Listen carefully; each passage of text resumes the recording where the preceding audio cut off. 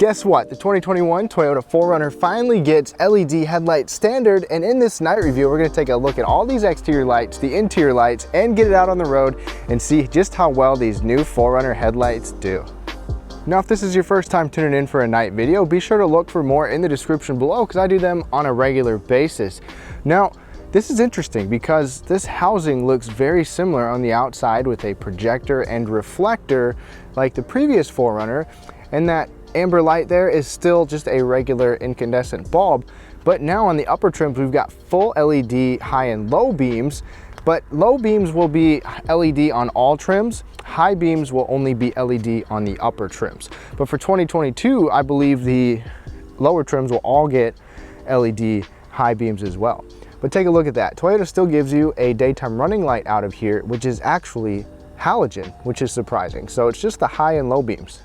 And then of course, this TRD Pro is gonna give us the Rigid Industries LED fog lights that do an excellent job, which you'll see in a little bit. And I know you wanna see how good these headlights do, and we'll get on the road in a little bit. But this is the Lunar Rock paint, which is the paint for the 2021 TRD Pro. You'll get Lime Rush on the 2022 TRD Pro, of course paired with the TRD wheels and these all-terrain tires. But I like the way this paint looks at night. It's kind of like a milky grayish. It looks a little more gray on the camera right now, but it's got a little bit of a greenish tint to it too. The 4Runner keeps things pretty simple. There's no signal in the mirror. You still got a regular incandescent bulb. You've got incandescent bulbs there for the license plate, but you actually get LED lights right there for the tail lights. And let's look at the brake and reverse lights. Now real quick, one disadvantage to LEDs is that in the snow, when you get snow, ice, slush, anything that cakes up on there, the LEDs don't produce heat to melt that off. You do get a little bit of heat, quite a bit of heat actually, that comes from this running light over here, and it makes this housing warm. So it's possible that the heat from that will transfer enough over here to help melt some snow in some situations. If you live up north or get a lot of snow, please let me know how well it heats up. And then of course it's a manual lift gate, but it pops up pretty easy. You still got a window that will move, but check it out. You've got a light over there and a light on that side as well. So not only does it light up your cargo area fairly well, it also lights up the area down here. And Toyota gives you a sliding tray that you can pull out. So this is great for camping, good lighting, and you got a nice little table as well. A quick look at the back seat. Nothing fancy. You still don't get LED lighting inside. You just get regular lighting, but it does a good enough job and it's cheap. And then we'll hop inside in just a second. There's no special approach lighting, but Toyota does give you a puddle light down there, which could be nice, especially if you're off-roading in certain situations. Then you've just got your regular lights overhead, but we'll hop inside in a second. Another note about these lights. So the incandescent turn signals are super cheap and super easy to replace. I don't know how those headlight housings compare on the inside compared to the former all halogen. So I'm not sure the cost of replacement of these 2021 lights. Now as we hop inside, let's take a quick look at all the lights in here. There's definitely some cost cutting. You got push button start, nice bright LEDs. As you can see, we'll look at those more in a little bit. Same digital display in the middle, physical gauges that has been on the 4Runner. This screen is relatively new since I think 2020, but it's the 8-inch screen. You still get Apple CarPlay, Android Auto, and the same kind of basic Toyota Entune system on here. But as far as interior lights, you can see the steering wheel. Everything is well illuminated on here. The only thing that isn't is Toyota's cruise control stock, which that is definitely a muscle memory thing. Then over here, the window switches and the lock have a light on them. And then over here, there's actually several buttons, but only a couple of them, like the automatic high beam button, get lighting. And then the heated windshield also gets the lighting here. To my surprise, the mirror lights don't get any lights, and then the actual interior brightness control doesn't get any ambient or doesn't get any backlighting either. But this little dial is how you control the interior brightness. It changes that gauge cluster, as you can see, and it changes the brightness of those buttons. You can get it pretty dim, and when you turn that up pretty bright, it really is really bright. And it also controls one more light. You can see how dark this gets and then how bright that gets. There's ambient lighting that shines down on our center console. I never expected that in the 4Runner.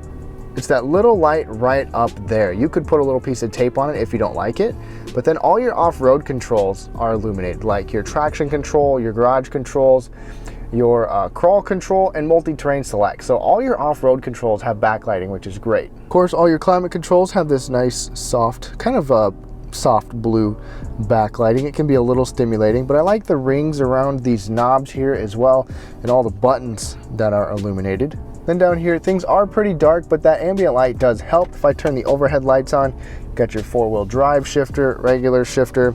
Your heated seat controls have backlighting, but your rear window actually doesn't, which is kind of weird. There's also no light in this center console at all. You have to use the overhead lights. The glove box does get a little light inside.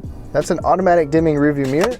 And then of course you have a little vanity light. So I actually like the lighting in here more than I thought I would, and I definitely appreciate the easy adjustments in the ambient lighting, but there's just a couple little buttons that don't have backlighting, which is a little bit strange, but at least all your off-road controls and all the necessary controls have the ambient backlighting. Now let's take a look at these headlights up close on a wall so you can see the beam pattern. This is just the low beams. It's definitely nice and bright right in the middle, but the beams sit a little low and it fades out quite a bit to each side, a little more so than I would hope it would. Now the high beams, they're really bright, but they're barely above where that beam pattern is, so they don't really have a whole lot of height to them. Now, turning on the fog lights are fantastic. I haven't been able to use them in fog, but they do really well right next to the vehicle. Now, Toyota gave these, or the IIHS rates headlights, and they gave the 2020 4Runner with halogens the worst possible rating.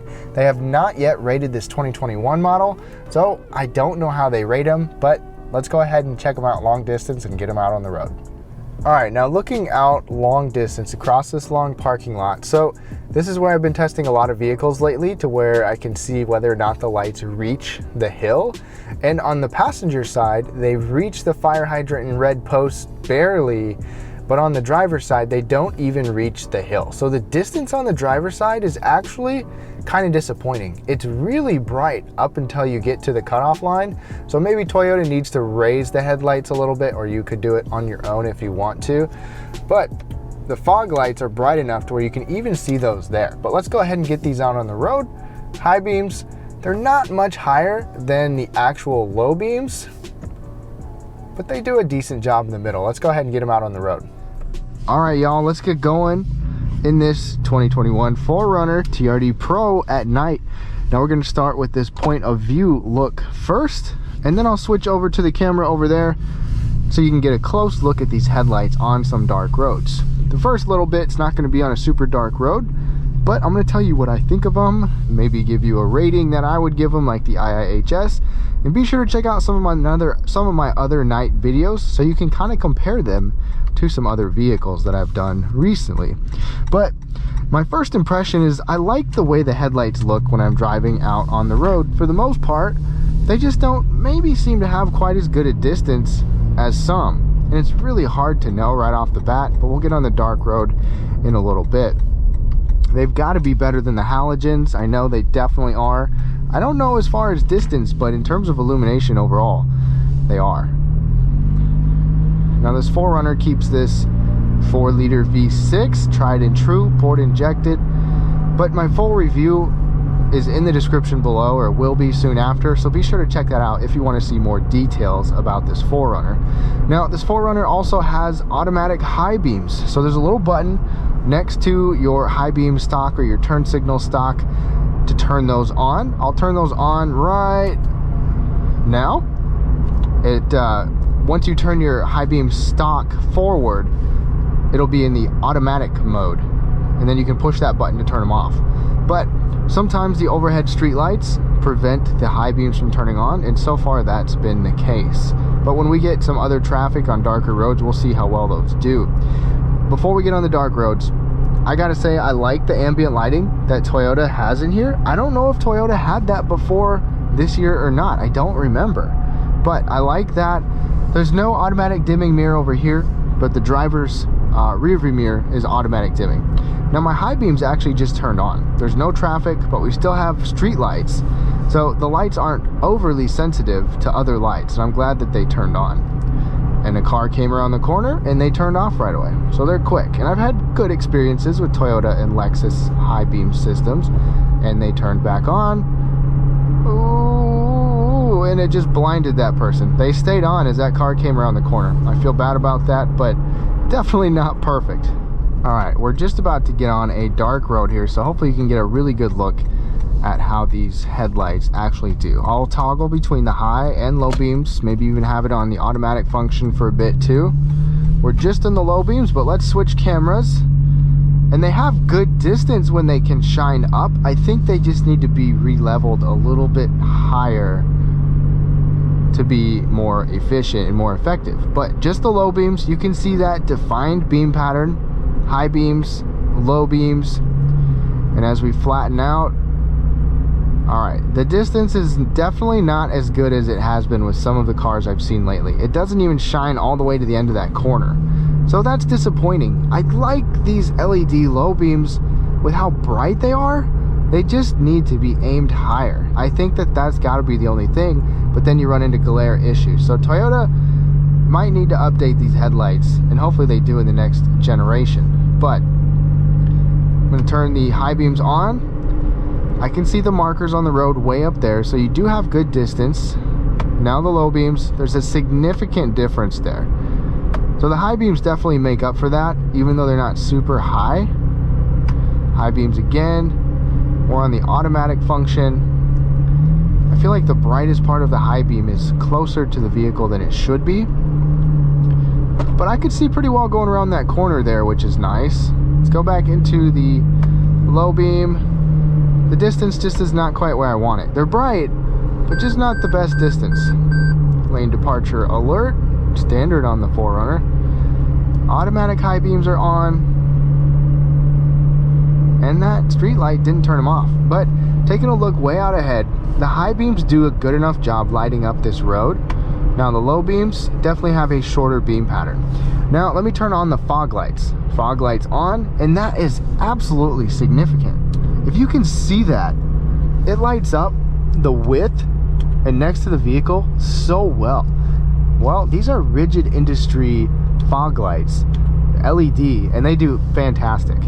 Toyota's had the Rigid Industry lights, and I'm glad because those are excellent. Those not only would be good with fog, but off-roading in real dark, you know, scenarios going around corners, they could be excellent cornering lights. But they have a really wide projection. Now the high beams again, low beams. I wish the low beams could go further, but like I said, it's probably just a matter of realigning and leveling, raising the headlights a little bit, but I'm not going to tell you to do that because I don't want you to blind people. You'll have to experiment for yourself. But I hope you guys enjoyed this video of the 4Runner showing off these LED high and low beams. Just remember, lower models only get LED low beams, and I believe 2022 models are going to give you all LED high and low beams, not just the top trims. But Toyota also has this little bit of ambient light up overhead, same kind of backlighting you're used to here. But leave your thoughts down below what you think, and be sure to check out the full daytime review and leave a thumbs up if you like this video. Now have a good night.